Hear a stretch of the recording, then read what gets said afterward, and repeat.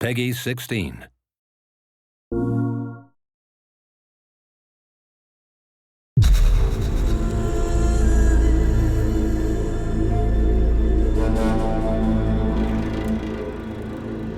Hi, my name is Mark Norris, Senior Producer for Guerrilla Games on Horizon Zero Dawn.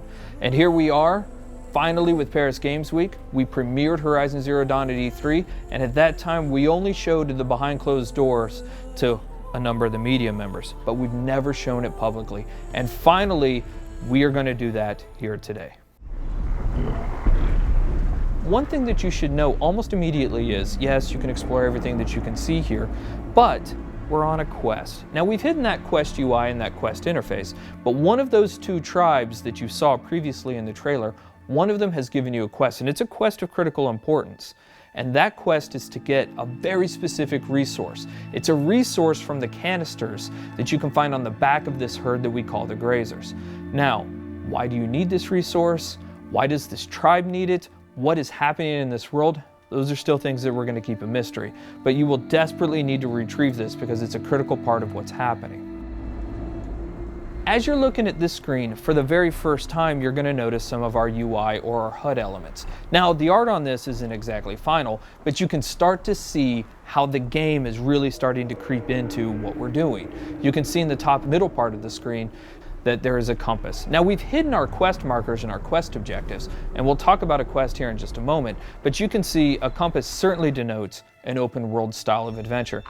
In the upper right hand corner of the screen, what you can see is the very beginning of a level and an experience bar, so you can start to see the RPG elements start to seep in. In the lower left hand corner of the screen, you can actually see our health bar. It's unusual, it's painted like an arrow. Some of the tribal influences are certainly coming into the UI and HUD, and even though the art's not final, you can expect that those tribal influences will stay. You've seen a number of locales inside of the trailer for Horizon Zero Dawn. You've seen some desert, you've seen some snow, and of course you see here the forest. And currently Aloy is crouched in what we call some stealth grass or some tall grass. Stealth plays an incredibly important part of Horizon Zero Dawn. In fact, you can see the UI element for this. Right underneath the compass is a little circle. That is in fact a stealth indicator. And so Aloy will need to wait for the right moment in order to introduce that stealth attack.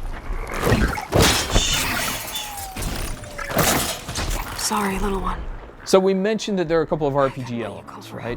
One of those things that you just saw, especially if you've got the keen eyes or if we zoom in on it, is the number 825 that just popped up. So that number 825 is incredibly important. Why? Because it denotes that there are, in fact, RPG elements hiding behind the hood. That is a damage value. We call that floating combat text, and you can see that number pop up. But now we've actually also gotten into the loot menu. Now, we've described previously how important the machine parts are to the world of Horizon Zero Dawn, but here we're showing you some of those parts. In fact, that flame coil that you can see on screen is one of the elements that's required to build explosive arrows. Now, machine parts are incredibly important. The economy, the entirety of the world of Horizon Zero Dawn is built around these machine parts.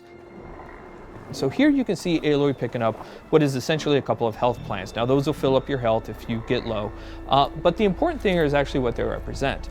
You will want to explore every nook and cranny of this open world. The ancient city, the tops of mountains, rivers and valleys, all kinds of settlements, because you never know what you'll find. Guerrilla's DNA is strong in Horizon Zero Dawn. We've talked about this game being an action RPG, but Guerrilla Games is really known for its action. What Aloy is going to do here, she's going to use what we call the explosive tripwire. And that is really used as a trap. It can be used as a defensive countermeasure, but it's mostly used as a preventative measure.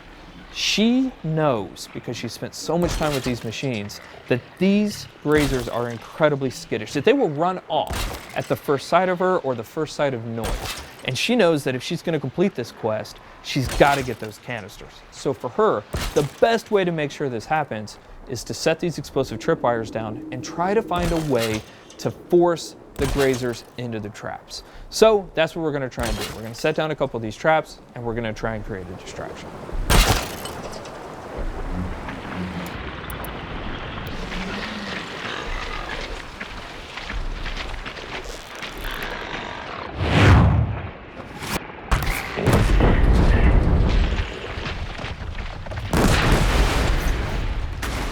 The machines in Horizon Zero Dawn do have herd-like activities.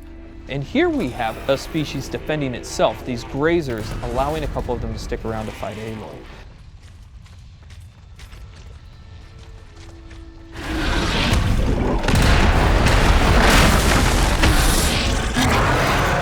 This is the mighty Thunderjaw.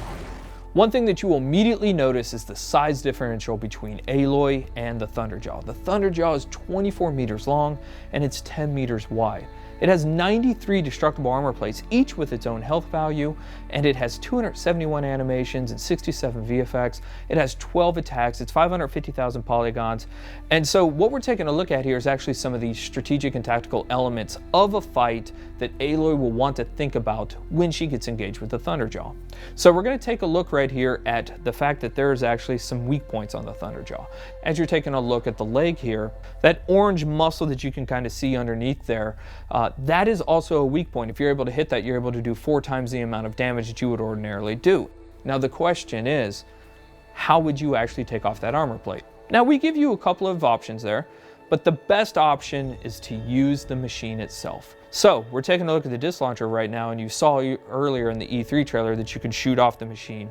You can shoot off the disc launcher, but you didn't know why we did it. The reason why we did it is because it takes a lot of arrows to knock off a Thunderjaw's armor plate. But if you can knock off its disc launcher, you can pick the disc launcher up and use its own weapons against it, and that's one of the best ways to take down the Thunderjaw.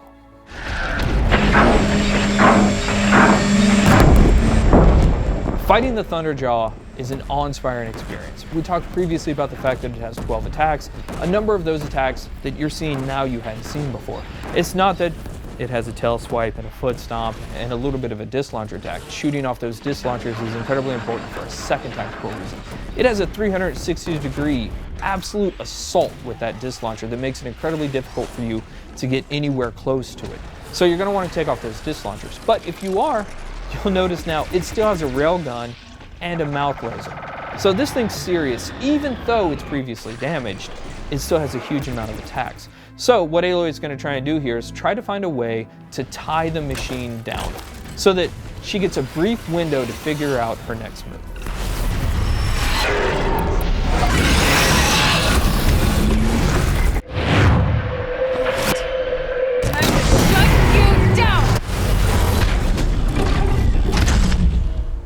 So that was the playthrough of the behind closed doors session of Horizon Zero Dawn.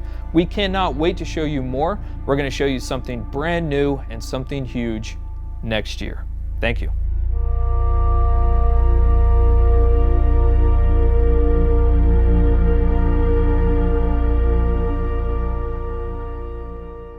For the players.